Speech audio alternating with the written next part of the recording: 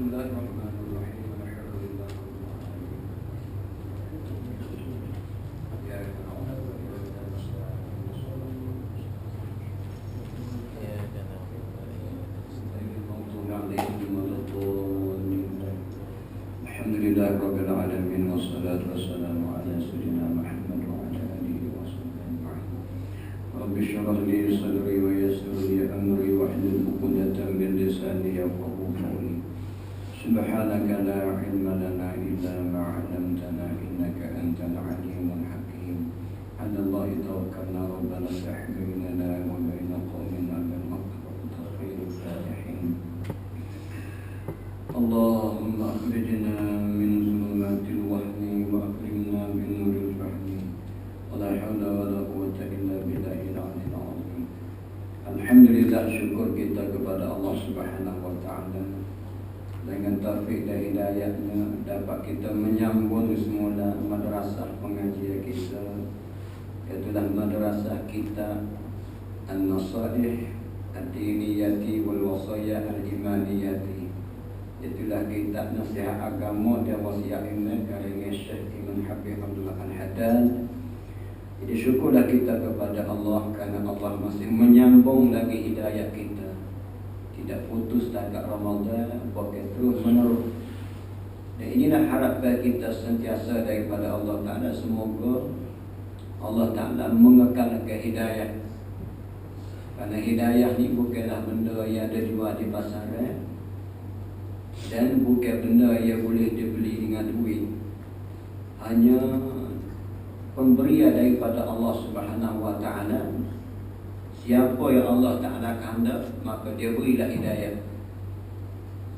Dan Alhamdulillah, moga-moga puasa yang kita laksana pada Ramadan 11 hari lepas atau 12 hari, kita 12 awal dan malam ni, berarti 12 hari dah kita meninggal Ramadan. Apa yang kita harapnya Allah Ta'ala terima puasa tersebut, dan dia anugerah kepada kita takwa, lalu tergolonglah kita dari golongan muttaqin. Apa yang Allah Ta'ala janji, la'allakum tattaqun, nescaya kamu jadi orang yang bertakwa. Maka baiklah, kita nak tengok atau kita nak ukur setara manakah kedudukan Ramadan kita baru ni, termasuk puasa kita, qiyamul lail kita, baca Quran, sedekah, zakat kita. Tengok lepas puasa lah. Dalam bulan Syawal, bahkan akan mendatang lagi 11 bulan yang kita duduk tanpa Ramadan. Zaman yang sangat sukar untuk kita beribadat kepada Allah Subhanahu Wa Ta'ala. Bulan Ramadan baru ni kita boleh baca Quran 2, 3, 4 sehari, juzuk 2, 3 juzuk sehari.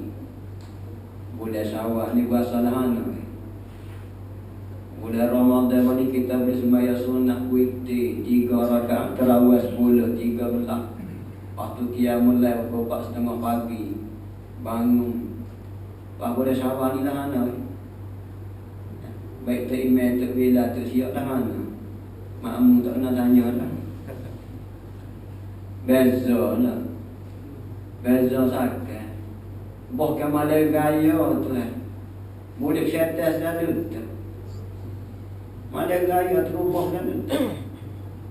Sedar-sedar rebel malam raya. Hamba tahu lain tidak gitu.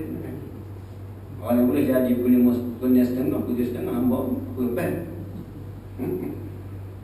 Bapa syaitan dia ngamuk, habis ngamuk gitu. Maka kayu ukurnya, cuba kita tengok lepas Syawal ni, berubah ke tak berubah kita. Kalau ada berubah ke arah kebaikan atau terlebih baik, itulah tanda-tanda Allah Ta'ala terima ibadat bulan puasa kita baru ni. Dia ada perjalanan selalu dah. Bulan Ramadan tu kita nak keputusan tak boleh lagi. Selepas Ramadan barulah kita boleh buat keputusan, baru boleh isytihad. Supaya anak kita ada ngaji universiti, oh boleh ijazah, convocation dah, oh terima ijazah. Jadi boleh ijazah segala tu kita nak bertenggak tak ada lagi. Kita nak bangga, nak soho, nak tubik, nak panggil sahabat Basina, mari buat rumah kita tak ada lagi. Kita kena tengok siapa dia selepas habis mengaji. Jadi orang ke atau tak jadi orang. Balas mana dia dengan Tuhan, balas mana dengan dua ibu bapa. Masa ngaji sungguhlah ke budak-budak. Sebab nak boleh jazah, nak boleh diploma dan sebagainya. Setelah tamat ngaji tu, kita dengan Tuhan balas mana, dengan ibu bapa balas mana, dengan masyarakat balas mana. Situ baru tahu jaya semati ke atau tak semati. Begitulah kita boleh puasa baru ni, tak ada nak putusan lagi. Kerana boleh puasa ada orang sembahyang sunat tarawih banyak, baca Quran banyak, masjid tak tinggal. Habis Ramadan dia pun tinggal juga masjid. Tak mari sejid dah. Boleh puasa juga Allah jauh. Jauh semua boleh puasa. 5 waktu sembahyang Jumaat tak ada tinggal. Subhanallah. Buka Quran baca. Dia ada tak pada tak tinggal. Abju semua ti. Ibunya habis Ramadan, nya tinggal habis lagi. Tak nak ukur lagi bulan puasa.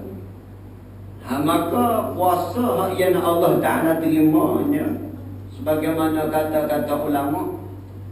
Hamba kecil ilmu ulama kata juga, bukan buah hamba sendiri. Ulama kata tengok selepas Ramadan, termasuk dah bulan Syawal, Zulqa'dah, Zulhijjah, Muharram, Safar, siapa dah jumpa dengan Sya'ban pula dekat Ramadan pula. Kalau berubah jadi baik atau terlebih baik, bermakna ibadat-ibadat yang dibuat oleh puasa baru ni Allah Ta'ala terima dah. Bila ibadat kita terlebih baik atau baik ni atau terlebih baik, terlebih baik lebih tinggi daripada baik. Bila Allah Ta'ala terima, maka kita ni akan jadi baik selalu dah. Dan itulah arti takwa. Takwa ni buat Tuhan suruh, tinggal Tuhan lagi. Kita bila buat Tuhan suruh dan tinggal Tuhan lagi, itulah orang panggil orang baik atau terlebih baik. Itulah tanda-tanda Allah Ta'ala terima ibadat kita. Itu kali ukur dia. Dia boleh cakap sekali dah. Ini ukurlah diri kita dengan ulama kata. Kemudian kita cermin diri kita. Apa yang Ustaz Wayak dapat mengajar, kita cermin diri kita sendiri. Muhasabah koreksi. Aku selepas Ramadan baru 12 Syawal, setara mana ibadat aku? Adakah berubah atau tak berubah atau lebih buruk daripada sebelum ni? Ini na'udzubillah min zalik. Justru muhasabah diri kita.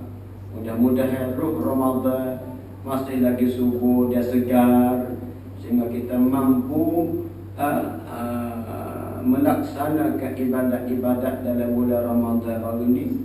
Walaupun tak sepenuh Ramadan, tapi boleh buat jugalah sikit-sikit, jadilah. Itu tanda-tanda Allah Ta'ala terima ibadat kita. Mudah-mudahan gitulah. Baik, kembali kita kepada kitab kita. Muka surat berapa dah? 393 bawah sekali. Baiklah, masih lagi kita belajar kitab fiqh, tajuknya halal, haram, syubhah. Biasanya halal, haram, syubhah ni dalam makan, minum sahaja. Itu biasanya gitulah. Bila sebut halal, haram, syubhah, itu dia berkait apa? Dengan makan, minum.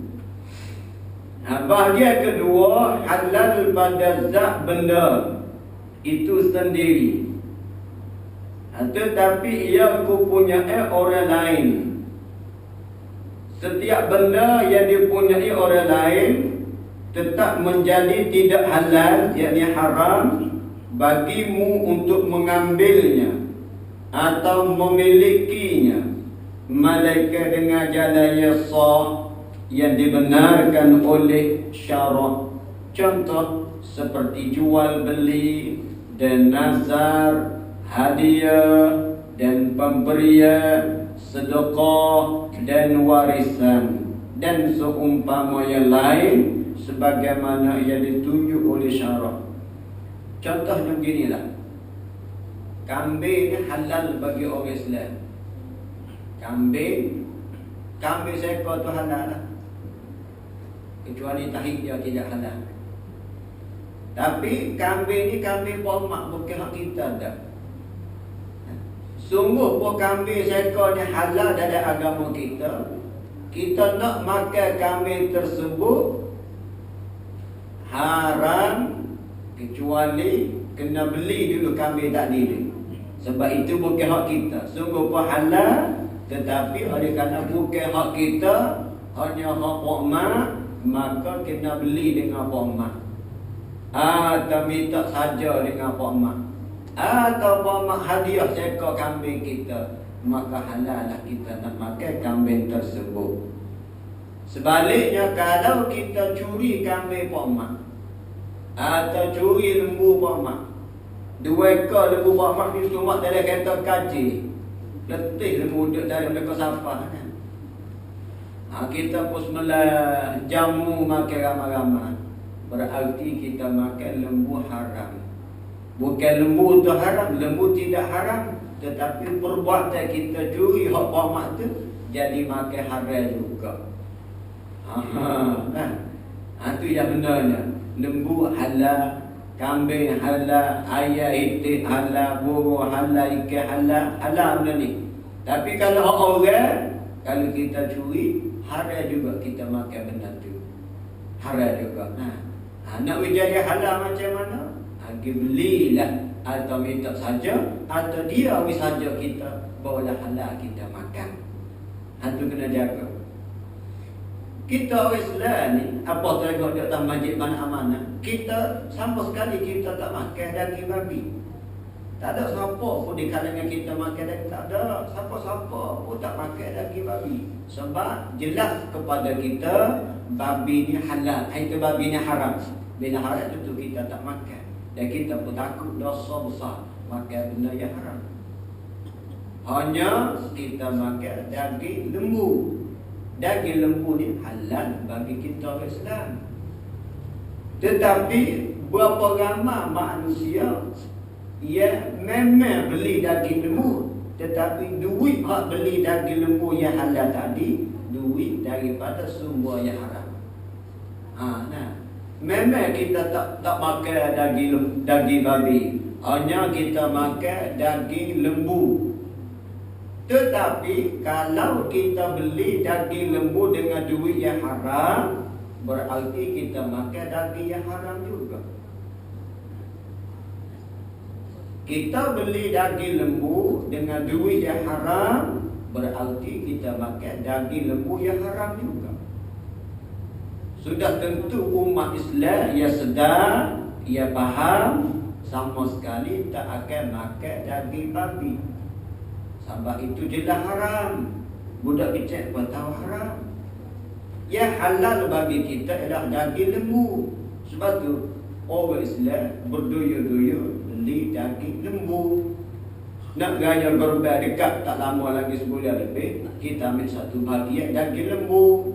Sebab daging lembu halal untuk orang Islam. Tetapi ingat dan sedarlah, sekiranya duit untuk beli satu bahagian atau duit kita beli 1 kilo daging lembu tersebut duit yang haram, berarti kita makan daging yang haram juga. Itu kena faham ada. Ada faham? Faham ya? Itu kena faham ada.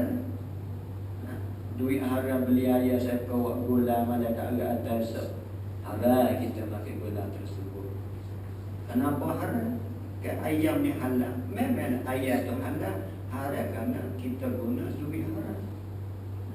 Di sini berapa ramai manusia tak sedar. Kalau isu daging babi meleting selalu dah.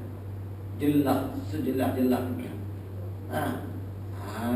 Tetapi berapa ramai manusia ia guna duit haram, beli makannya halal, maka tetap jadi haram juga. duit rasuah, duit pecah amanah, duit mencuri, duit menipu, duit syarikat, duit makan harta saka tak sebenar, bagi harta saka tak hadir di kalangan adik-beradik kita.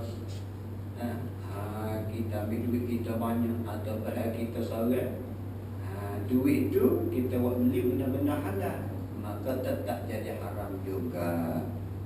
Itu kena amati, kena teliti. Kesan buruk kita makan benda haram dua kali. Di dunia pun akan timbul, di akhirat lagi lah kita akan dikenal tindakan daripada Allah Ta'ala. Di akhirat pula mungkin jauh lagi tindakan daripada Allah terhadap pemakai harta yang haram, iaitulah bukan syurga, hanya neraka. Adapun di dunia tempat yang paling dekat dengan kita, iaitulah kita sendiri ni hati jadi gelap. Tanda-tanda hati gelap pertama, tak minat untuk beribadat kepada Allah. Jalan nak pergi kepada akhirat tu gelap-gelap, tak nampak. Tak berasa nak semaya walaupun duduk dekat dengan masjid. Tak berasa nak semaya jemaah walaupun dengar orang biasa omong. Tak berasa nak mengaji, tak berasa dah nak dengar pun tak berasa nak apatah lagi belajar. Walaupun ustaz pagi kereta depan rumah dia dah tak berasa dah pun nak belajar. Gelap-gelap. Tak berasa dah pun.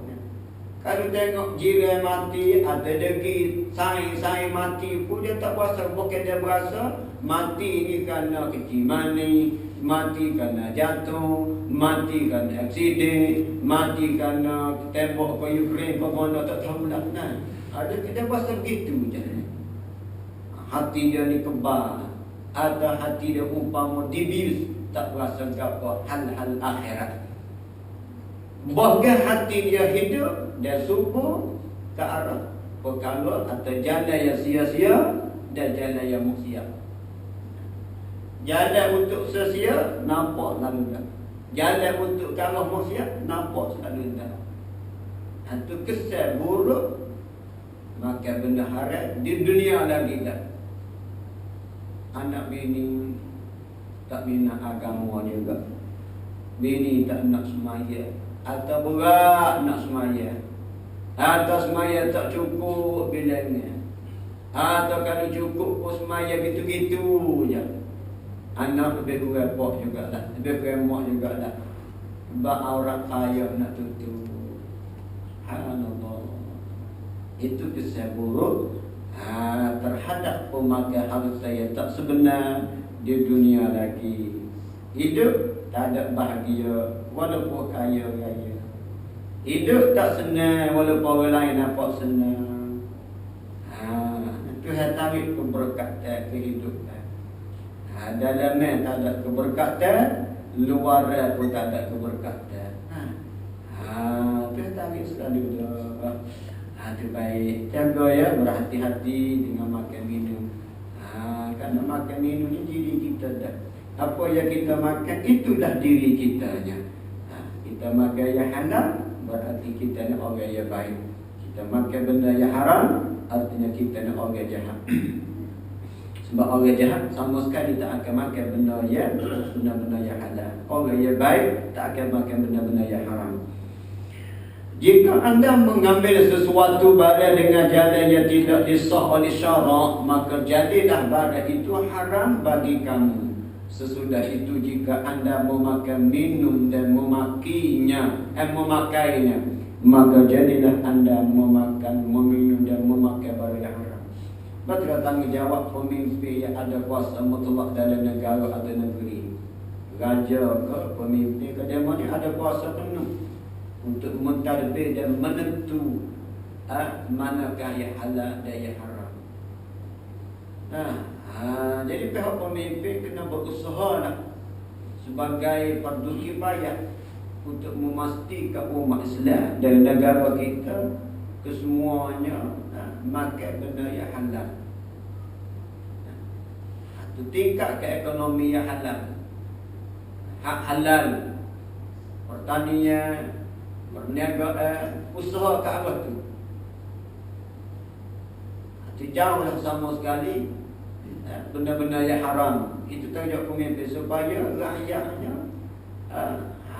dapat makan minum yang halal sahaja. Itu kena usaha tanggungjawab pemimpin dia.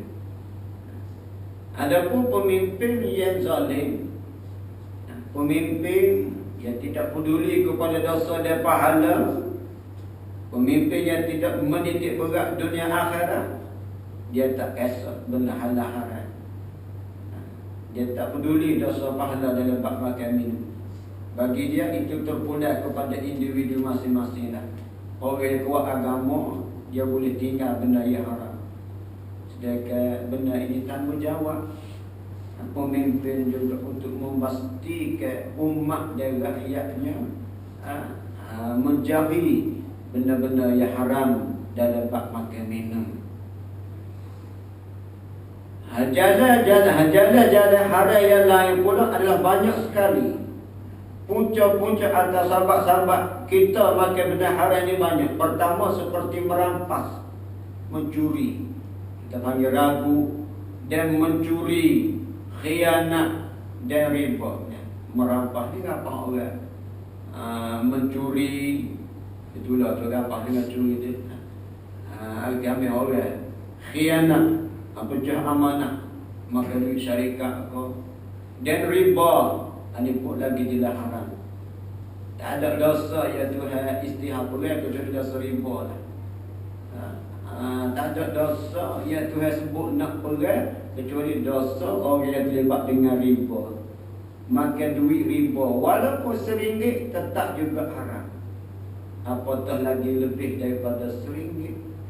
Apatah lagi duit riba beratus-ratus ringgit, beribu-ribu ringgit, lagi-lagi haram.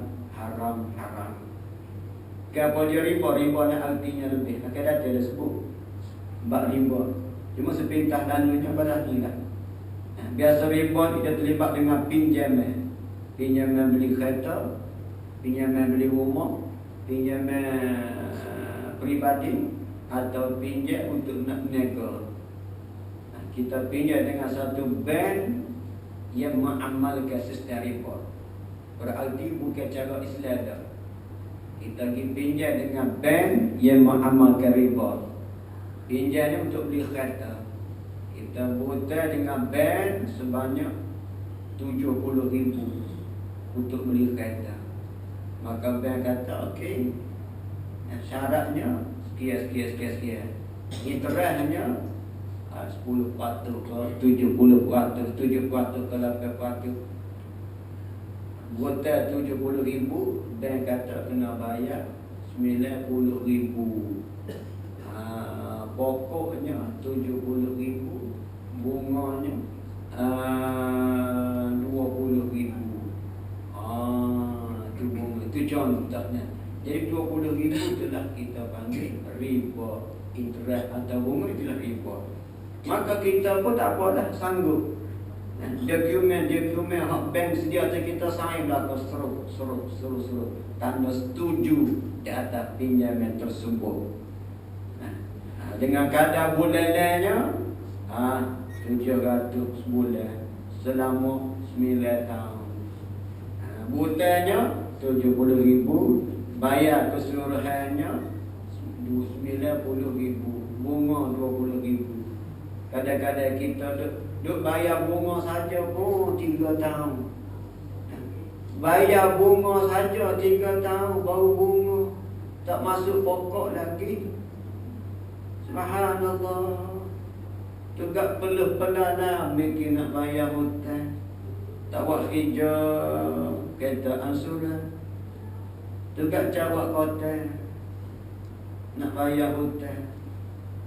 Tidur tak ada meletak. Siap hutang. Berapa nak bayar hutang? Kadang-kadang senaik dengan setan. Jaga-jaga. Tak semaya gada nak cari hutang.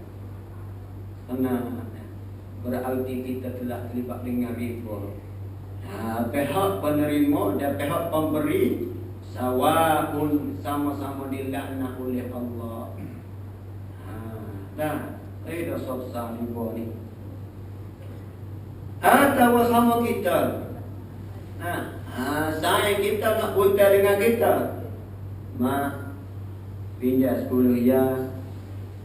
Nak buat gapo 10 riyal. Aku nak beli topak. Topak 10 riyal dah.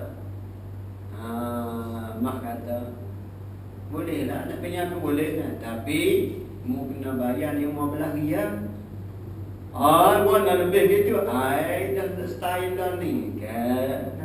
Orang cari makan dengan mudah je. Nak pinjam 10 riyal boleh, tapi kena bayar 15 riyal. Sanggup atau tak sanggup? Ya, saya sanggup. Jadi hutang 10 riyal kena bayar 15 riyal. 5 riyal tu duit riba tu. Maka kita pun terima 5 riyal kat dia. Berarti kena bayar 15 riyal. 10 riyal tu hutang, 5 riyal lagi tu jadi riba. Maka duit 5 riyal kelak dia makbul. Doa tak terima, ibadat tak terima. Pemberi pun sama berdosa, penerima pun sama berdosa juga. Katalah ada saya jadi saksi seorang, saya itu pun berdosa juga, dilaknat juga. Ada seorang lagi saya jadi kerani, buat sorak. Nak pinjam 5 riyal ni pun buat sorak menyorak juga, hebatnya. Hanya panggil kerani terlibat dengan riba, maka dilaknat oleh Allah juga. Dijaga. Islam mengharamkan riba. Riba tidak mendatangkan kemajuan kepada negara. Kalau maju pun berlaku kerugian akhlak sana sini. Jangan duk kira dengan orang fikir sepula. Orang Islam yang fikrah sepula, dia kata kalau ekonomi tidak kalau negara tak ambil riba, kalau negara tidak mengamalkan sistem riba, maka negara kita tak akan maju. Negara kita tak akan membangun. Pelabur luar tak akan masuk ke negara kita. Maka kita kena terima riba demi kemajuan negara. Ini fikrah sekularisme. Fikrah yang mengasingkan agama daripada kehidupan. Apa guna kita maju? Apa guna kita ada bangunan yang mencakar awan-awan di langit, sedangkan kita dimurka oleh Allah? Tak ada guna kita ada kuasa, tapi kita tak diredha oleh Allah. Biarlah rakyat tak terima kita, asalkan Allah redha dalam perjuangan kita. Biarlah kita tidak maju setanding dengan Hong Kong, Amerika, China, asalkan Allah redha negara kita. Baldatun tayyibatun wa rabbun ghafur. Baldatun tayyibatun wa rabbun ghafur. Lebih baik daripada negara yang maju tetapi tidak dapat rabbun ghafur, tak dapat keampunan daripada Allah Ta'ala. Mungkin kita maju, tetapi bila kita terlibat dengan larangan-larangan Allah seperti riba, kita membiarkan riba berluas-luasa, dan kita berurusan dengan riba, salah riba tak menjadi masalah, tak jadi salah di sisi Allah, di sisi kita, maka ingat Allah Ta'ala istighfar kepada orang yang terlibat dengan riba. Itu besarnya dosa orang yang terlibat dengan riba. Justru ialah kadang-kadang kita kan nak ambil duit cash mana nak beli kereta sebutir, nak ambil duit cash mana nak beli rumah. Rumah sebutir dah ni pun paling-paling bawah 70,000. 70,000 tu pun Allah sepik kan. Pala rapat dinding, kaki rapat dinding, sepik. Tapi kalau pagar boleh lah. Kalau comel kita lebih, nak beli pasal kena butai dengan bank, maka nak mengelak daripada riba, nak mengelak daripada teristighfar dengan kita, buatlah pinjaman secara Islam. Mudah-mudahan lepas daripada riba. Masih ada lagi pinjaman cara Islam. Islam dia buat cara lain. Walaupun bayar lebih juga, tapi dia ada kaedah-kaedah dia untuk nak menyelamat kita daripada riba. Sama lah kalau kita pinjam dengan kawan senang dengan Islam pun bayar lebih belakang, tapi Islam dia cara lain. Dia ada akad jual beli, dia ada dah cara-cara dia ni.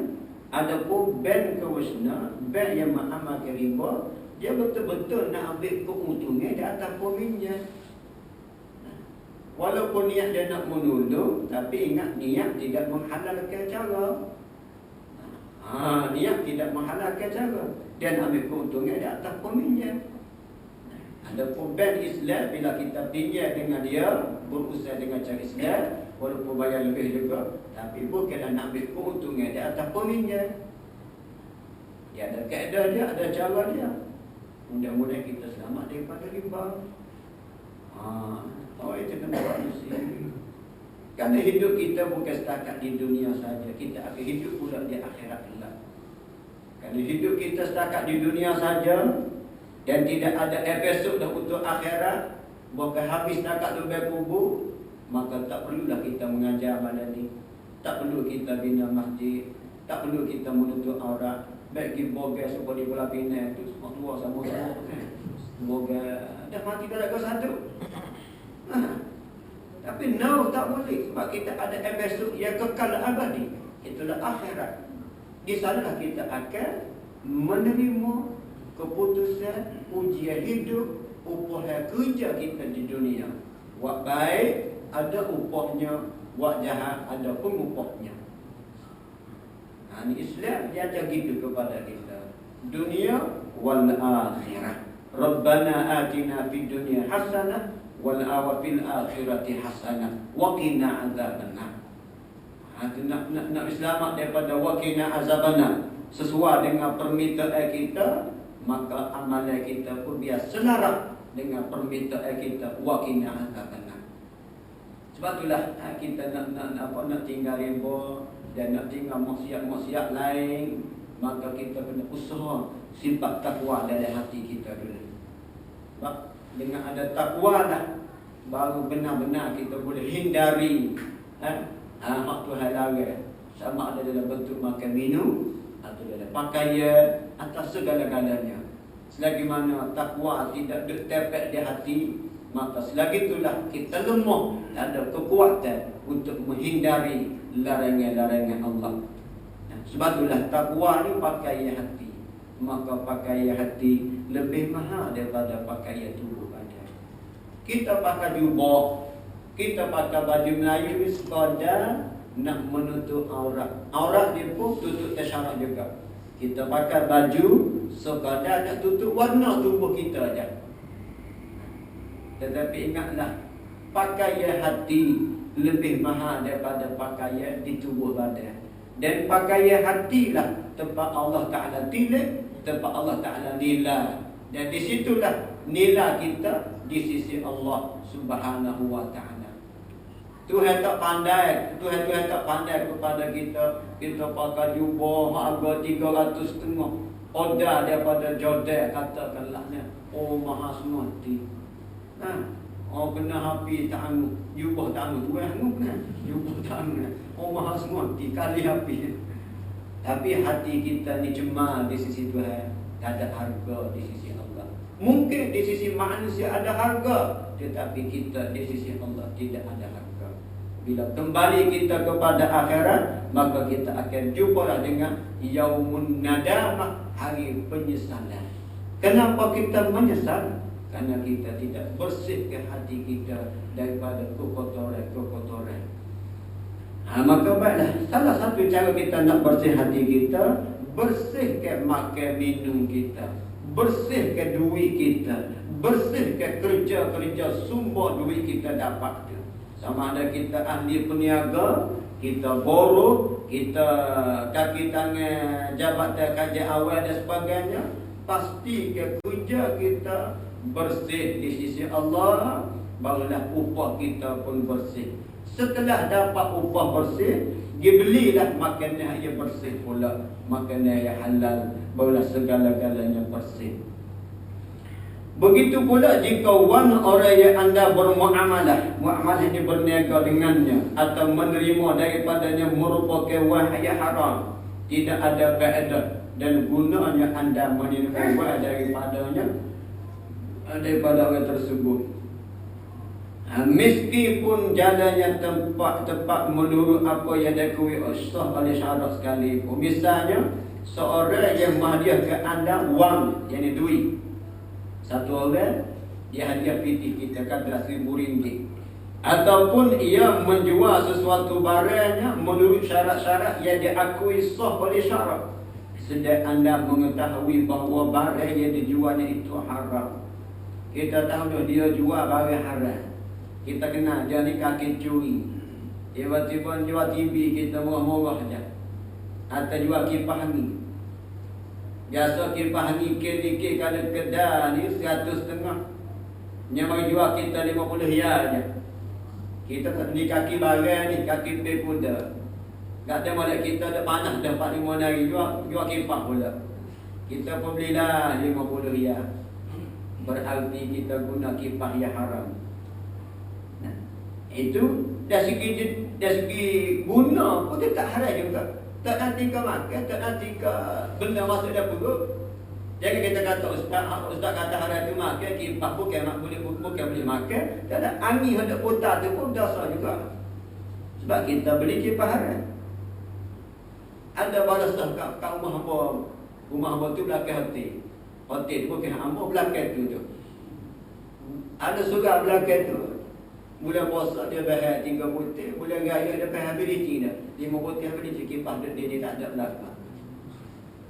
Orang jual mana tak tahu dah. Kami dia bagi jual sini jangan beli belakang dah. Mungkin besar kipas situ. Anda kata ada orang curi kipas ini, kipas baru lagi, baru almost tahun dah. Habisnya bahas dia dah. Katalah dia mari jual rumah kita murah-murah. Kita boleh kenal dah kalau jual murah dengan penjualnya, dengan barang tak guna sabuk lah. Kita pun apa ke dia bukan makan. Ustaz mengajar tu makan. Kat kipas bukan boleh makan pun. Kipas bukan boleh jela buat nyecah ke apa. Tak boleh pakai sakut dinding je.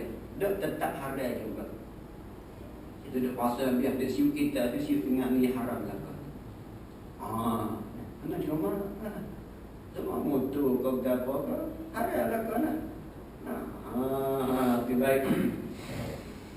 Maka tiadalah penjual yang dijalankan antara anda dengan yang boleh menyebabkan barang yang haram itu menjadi halal, tetap haram juga. Perkara serupa ini sangat dimuskil oleh orang ramai dan orang yang tidak berhati-hati sering khilaf dalam masalah umpama ini.